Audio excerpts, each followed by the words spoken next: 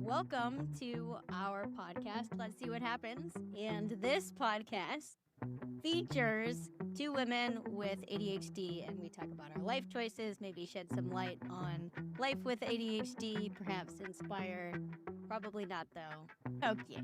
What would you say you do here? We just had a 30-minute therapy session with each other. So We did. And now we're it ready to was great. record. We ended with Dealey telling me that I'm loved and safe. So Yeah. it ended well for me. And reminding you, Natalie, that you are the kind of badass who can publish 9 books while you're 10 months pregnant, which is just a little Easter egg for those longtime listeners, rewarding you for your consistent listening and your diligent Yes, thank ears. you. You're welcome. And my therapy to Dealey was I pretended to cut off my head in a very dramatic fashion. And I didn't say anything loving. I was just like, oh, that story makes me look like this. Actually, Like that really made samesies. me feel seen. It did. Like, all I wanted was for someone to be like, wow, that's fucked up. And you know what? I got that. I did It was that. great. Wow, you're so welcome. I'm so good at therapy. You are so good at So therapy. amazing. All right, let's introduce ourselves. So I'm Natalie, and Delia and I were just talking about we have some different things going on in our life that are both hit or miss, depending on who you talk to. There's like 4 sides to every story, and we're just working through it in our little sessions here, and it's gonna be great. And that's who I am. Wow. That is a great aspect of who you are. So I'm Keely, and I think that one of my favorite feelings in the whole world is the learning curve when you are an excited adult beginner. Actually, I'm going to roll that one back. You do that. I think one of my favorite things in life is the feeling of appreciation and kudos that people give you when you are an adult beginner at things. So you just like praise. Basically, I like learning, but I think just a little bit more than that is I like people feeling impressed that You want I'm, a sticker chart. yeah, That's what you want. giving me gold stars for, taking on something new as an adult. Because I think it also underscores this idea that people have that, frankly, I think is wrong, that learning things as an adult is like hard or impossible or we can't do it. Oh my God, it's so wrong. So this is what we're going to talk about today. That was Yeah. an amazing segue.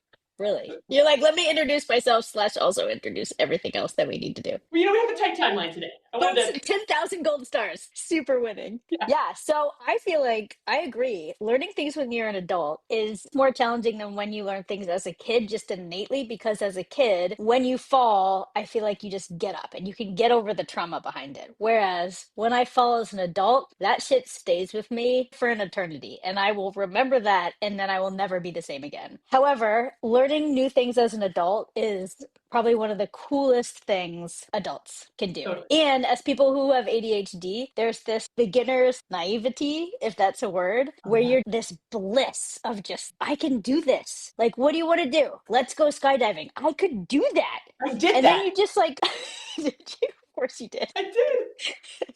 You just like, go do it and it's fine until you crash and then you're like, whoa, hold up, nobody told me this was dangerous, and everyone's like, actually we did tell you, you just weren't paying attention. And you're like, still feels like that's on you, but the experience up until that point where you like almost die is amazing. I'm thinking more like sports, not like crocheting or like needle there's pointing. needles involved and like yarn. Actually, that's true.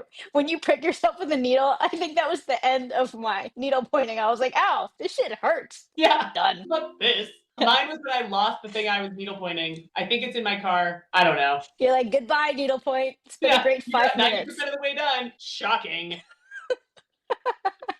Yeah, there is a big difference between, and I think people that have ADHD have a real leg up on being an adult beginner. Okay, so here's my thesis. Because starting things, initiating, you're in. We're so good at starting things, and we don't care that other people think it's hard because we're like, but who else is going to build a bar inside this room? Yeah.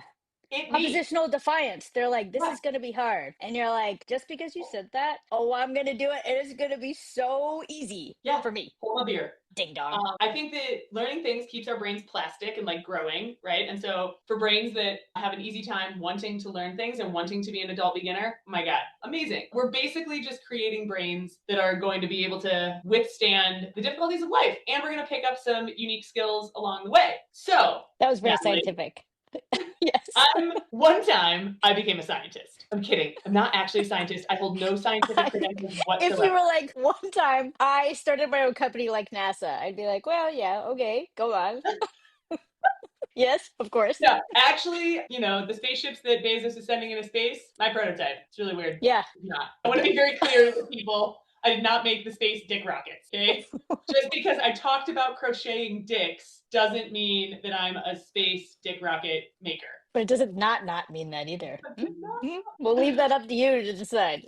Yeah. Listener. All right. Yeah. So Natalie, do you want to talk about some times that you've been an adult beginner, or maybe list the things that you have been an adult beginner at? Yes. Oh my gosh. I would gladly list the things. So I love sports and adventures. A lot of my things that I started as an adult are sporty things. So I started climbing, mountain biking, road biking. I played hockey, things like that. Mountain biking was one of those things where I started in my 30s. So not like super late because I'm 43 now. But the way that I engaged in mountain biking and was taught, here's a big distinction. So I was invited. Do you want a mountain bike? I was like, oh, yes. I grew up in Vermont and I rode my bike on the rec path, which is just a flat paved line. So I'm sure I could get on a mountain bike and just do that. I mean, can't be that hard. It's biking. I get on my mountain bike the first time, and it's just dudes who are like, "You want a mountain bike?" And I'm like, "Sure, bro," or whatever I said. I was like, "Yeah, okay." So I get on there, and they just leave me immediately because I think I probably had so much confidence in my answer for "Do you want a mountain bike?" that they sort of assumed that I could actually do it, when in fact I couldn't. And the trail, if you've ever mountain bike, it's scary as shit because there's obstacles. You're mountain biking outside. It's not my little rec path that's like boop doo doo doo doo doo with my purple little bike with the handlebars and the little streamers. Not that. You could take that bike on a mountain bike path, and it would be awesome until you died. I could. So I get left. I'm crying. I'm falling. That was my first experience. But I did stick with it because it's, again, I think what happens is if you have a bad experience and then you have this oppositional defiance factor, then you have the ability to persevere and continue, right? Whereas someone might be like, that was dumb. I hated it. Yes. But I continued mountain biking, and there was many times, again, I'd say if you're a woman, because men are just, I mean, men in general are the worst, but the way that they give directions are even more of the worst, if that's even possible. So as I'm learning to mountain bike, it was a lot of, oh, just bike as fast as you can into that obstacle and pull up on the bars. I'm like, okay. So I would just bike as fast as I could into rocks, basically, and then just crash super hard to the point where I would bike into things, crash, and then it would just be silent because they knew it was bad. But it didn't just happen once. It happened so many times that it is amazing. This is counteracting my beginning story where I was like, I can do anything. And then I'm like, oh, mountain biking was horrible. Don't start it. I don't really know where I'm going with that. I guess you decide. I do, because Natalie, you still mountain bike. I still mountain bike. Yeah. But I'm so much more cautious. There's one obstacle. I would rather bike 100 feet way out of the way than go over a single rock. I do not want to do this at all. If it's at all scary or slippery, I'm like, hard pass on the grass. Yeah. Yeah. That's fair. So I did that. And then I played the piano my whole life. This is another story. I played classical piano and then I took a break, came back to it. So then I had some buddies who were like, we play instruments. Do you want to be in a band kind of thing and improvise? And I was like, okay, like I could probably do that. So turns out I can't. I just suck so hard. I cannot figure it out. It's really hard for me. So I was like, I know what I'll do. I will eat some drugs. So I did that. But because I have ADHD, I didn't measure it. And I accidentally doubled the amount. I think it was instead of halved it. So when I showed up at the keyboard, I could not even touch the keys. I didn't play a single note. I was so incredibly high. I couldn't focus. I couldn't do anything but laugh and then kind of crawl into my skin. I didn't do a single thing for 3 hours. I was like, I can't even. You were there I for the can't vibe. even look at the piano. I was there for the vibes, except I completely destroyed the vibes. Because you're like, oh, let's jam. And I was like, I'm so high, I can't touch the keyboard. So how's that? You're welcome. Yeah, I think the moral of the story is you can break down the barrier to entry of being an adult beginner with drugs. Yeah, right. There you go. You heard it here. The other part of it is not as important. The initiation is pretty good. Yeah. Yeah. I feel like this is really in keeping with our, what, maybe we could like make a subtitle for the podcast. Let's see what happens, and other really bad advice, but that's really good. Sometimes good advice of questionable validity. Yeah, just advice that you can decide if you want or not. Choose your own adventure with our advice. Choose your own adventure advice. Oh my God. Okay, so give me some things that you've started as an adult. Oh, okay. I made a list Because sometimes my brain thinks of things and I have this great thesis and then I'm like, wait a second, is that actually true? So I had this thesis of, oh my God, ADHD brain makes you really good at being an adult beginner because task initiation is really exciting, not so much finishing it. So I want to emphasize the adult beginner part of this. Beginner of the beginning of the beginner stuff. And Like, also just the excited, I'll do whatever. Like, you want me to jump off this cliff? I will do that. let's go. You told me not to. Oh, I'm sure as fuck gonna do it. Yeah, not so much the adult mastery, because I think it would be impossible to pull all these things through to mastery. But I also don't think that really matters, right? Like, if the goal is to have a life that's rich in experiences and to think something's cool and then be like, yeah, well, I can figure out how to do that. Great. So made a list and then I listed my ages next to them, which I don't know why I thought that was funny, but I did.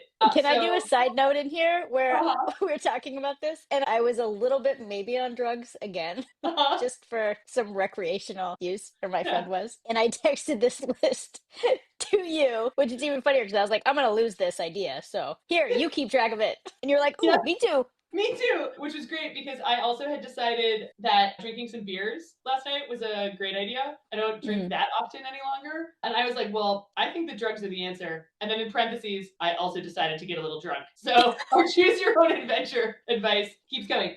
Okay, so in no It's a gift that keeps order, on giving. Yes. Climbing, 19. Skydiving, 22. Buy a business in a foreign country, 22. Mountain biking, 37. Snowboarding, 27.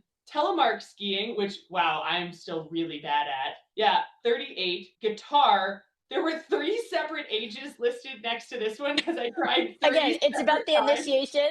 Yeah, really good initiation. This is probably your best one. It's definitely my best one. 1 billion gold stars. Yes!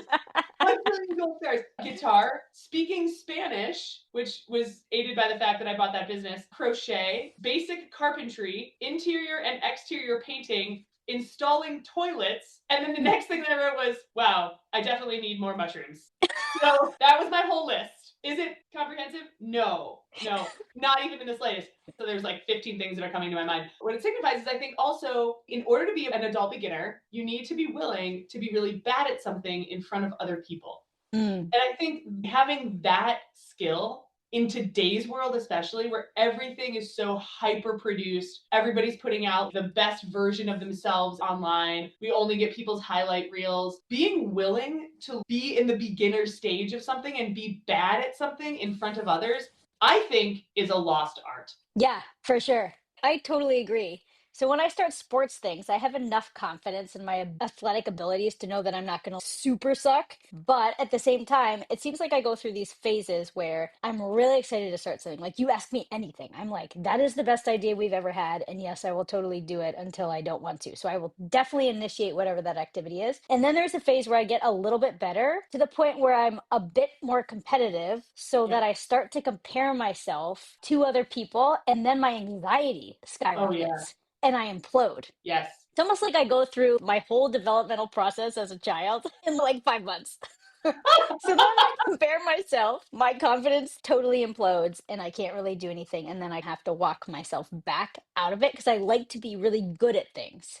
Oh, yeah. So yeah, I want to win. Yeah. Be the best. Absolutely. So I'll totally do it. And then after a little bit, I'm like, wow, I really suck. And then I'm like, wow, this sucks. And then I'm like, fuck it, I can do this. It's not just a straight line. I think that's important. No, I think if you were to graph, like most people, I think with what's a neurotypical person do? Yeah, I think, look who you're asking. The fucking blind leading the blind here, Natalie. Knock, knock, knock. Yeah. Hello, Pot. This is Kettle. Looks like you're looking awfully black today. I don't know. Anyway, so I just want to emphasize that was a reference to the common colloquial phrase, calling the kettle black. I think we're there. Okay, great. I'm there. So am I sure everybody's there? I don't know, because it's a scary world out there for our friends that have like black and brown skin. And so I just want to be clear, that was not commenting on somebody's skin color. That was commenting on a colloquial phrase. Anyway. Yes. Now I have no idea what I was saying. Oh, I think what a neurotypical person does when they want to learn something, they'll do the following. They'll be like, oh, I'd like to learn how to snowboard. And then they might, I don't know, watch a couple of videos or go rent some equipment and go out with people. They might take a lesson and then decide, yes, this is actually something that I want to learn. And I have the time and capacity to integrate learning this into my life. and they might sign up for a package of lessons, right? And then put it on the calendar and devote time to Wow. doing that. Yeah. I think there's a pretty big distinction between how we do it and whoever you just described. Yeah. That's not my experience. No. My experience is basically like, I want to do this, so I'm going to pick the hardest version of this possible. Oh, I'd like to learn carpentry. Well, I do need to make more money in this building that I run my business out of, and a bar would be really helpful for that. So why don't I demo this room and turn it into a bar? Okay. Yeah. But It's all in, yes. super hard, but no thoughts about, I can't do this, or let me watch some videos, or let's take some steps, No. or let's follow some directions, or let's phone a friend. No. Just all in, alone, until you look around and you've demoed a whole room and you're like, excuse me, how do you hold a hammer? So, Side note. a bar. Okay, guess I'm gonna need some lumber. Where do I buy lumber? Yeah, I think the best anecdote to describe this is when I decided that I wanted to learn how to skydive. I was young and I was like pretty broke, but it's like a sport that you can do as a dirtbag. You just got to be a little creative. And so I learned that there were two ways you could do this. I did do a tiny amount of research. You could either jump out of a plane in what's called a tandem jump, where there's a professional skydiver, someone with a lot of experience, and then you are in a little harness attached to them. And so really, they're jumping out of the plane and you're just along for the ride. You're just there. You're just there. You're basically like pants. You're just there, right? The pants are jumping out of the plane, you're jumping out of the plane, but neither of you is doing the jumping. You just happen to be attached to the jumper. There's also a way where you can go and pursue what's called your Class A license, which is where you get to jump out of the plane. Your body initiates the jump. You fling yourself from the plane, and then two instructors fling themselves from the plane and then fly in and grab you, and you start learning how to jump out of a plane on your own. And Let me guess which one you did. It wasn't the pants option. Yeah, fuck pants. Am I right? Fuck pants. So I signed up for this, and this makes total sense to me in my brain, because I was like, if I'm going to pay my hard-earned American dollars to throw myself out of a plane, I want to throw myself out of a plane. I don't want to be pants. And so I'm like sitting, and they make you take this course where you learn the same four things over and over and over again. And I was like, yeah, I got it. You jump, you check your altimeter, you set your position, you check it again, you wave everybody off, you pull your chute, you're good. Got it. How hard could it be? It's only four things. Like, duh. And everyone's like, well, you are hurtling towards the ground at 9.8 meters per second squared. I'm like, who cares? It's four things. I got it. I can do them here. I can do them there. All good. You're like, yeah. Details. So they pair you with an instructor, and the instructor and I are like sitting down at the drop zone, and we're like talking through this. And she's like, well, so tell me about your other jumps. And I was like, what do you mean? And she was like, you've jumped out of a plane before, right? And I was like, no, that's why I'm here taking your stupid course learning how to jump out of a plane. You're like, no. You've jumped out of a plane before. That's why you are teaching me. That's why I'm here. Wait, let me get this straight. So you've never, ever, in any scenario, jumped out of a plane? And I was like, no, that's why I'm here taking the course. And she was like, well, that's highly irregular. Those are her words. That's highly irregular. You're like, not the first time someone said that to me. Also, very undeterred. Did not ask for your opinion, lady. Not the first time. Do not care. And so I looked at her and I was really confused. I was like, why? She's like, well, most people want to try jumping out of a plane before they jump out of a plane. And I was like, nope, I don't. I want to have both of those experiences simultaneously. Yeah. And she just looked at me and I looked at her, and this went back and forth. If it was a movie, they'd be making the cricket sound and we just be staring at each other and they'd be cutting back and forth. And finally she was like, well, okay then. I guess that makes sense. And that was all we ever talked about. Turns out though, it went totally fine. I did great. Turns out it made complete sense. I did fine. Yeah. I did those four things and they were all shocked. They were like, you did so well. You're like, a zillion gold stars. Those four things. Even I can do that. God. It's so easy. So yeah, basically the wraparound here is you don't need experience to do pretty much anything. You can just decide to go do it. Yeah, you just choose to do it and then do it. And then do it. And then people, especially when you're an adult, people are just going to shower you with praise, and it's going to create a really good feedback loop that you should just keep initiating. Yeah, like addiction. Addicted to praise. but the good kind, I think. I guess when you put it that way, Natalie, yeah, that's what it sounds like. You'll be super into starting it, which is fantastic because that's the best part. And then if you continue it for an extended period of time, you might get into a phase where, because a lot of people with ADHD often have associated anxiety. And so you get to a certain phase where you've done it long enough where you do start to compare yourself to other people, which might actually be one of the first steps that neurotypical people do, which is why they don't often initiate things like that just off of a whim. Or they research because they're like, I wonder what I'll look like. Will I be bad? Will I be good? We just blindly go in, just like Oh, a yeah. 3-year-old. Yeah, just going to do Yeah. it. Just going to go for it, which actually I Yeah. think is great. I mean, a Godspeed to everybody out there. Get feet out there. They'll let it be known that you don't have to go about things the normal way. Just because other people did it a certain way, like jump out of a plane before they jump out of a plane, you don't have to. You can just jump. You don't have to. You don't have to do that. You want to build a bar, you fucking demo that room first, and then you figure out what lumber is. Yeah. And where you buy it, how you transport it without a vehicle, and all those things. Details secondary. I agree. Well, this was great, buddy. Thanks, Thanks for Natalie. chatting. Thank Maybe you for we'll share chatting. our lists just in case anybody wants to give us some praise of all the things we've done as adults and learned.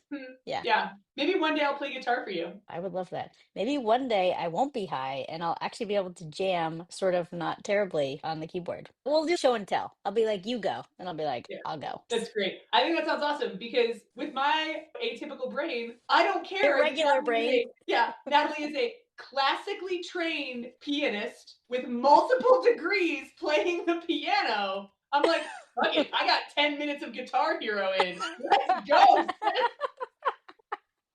We are a band. Yeah, same. I'm like, I'm in. Yeah, definitely has more than 10,000 hours of practice. Definitely has approximately 10 minutes of practice. But the enthusiasm level totally makes up for that. You know? Matched. Same piece. All right, my Yeah. friend. Okay, You know what? bud. I can't wait till we make a band. Let's see what happens. Let's see what happens with that. Out of a plane. Red Bull, we're waiting. Sponsor us. Okay, bye. Bye.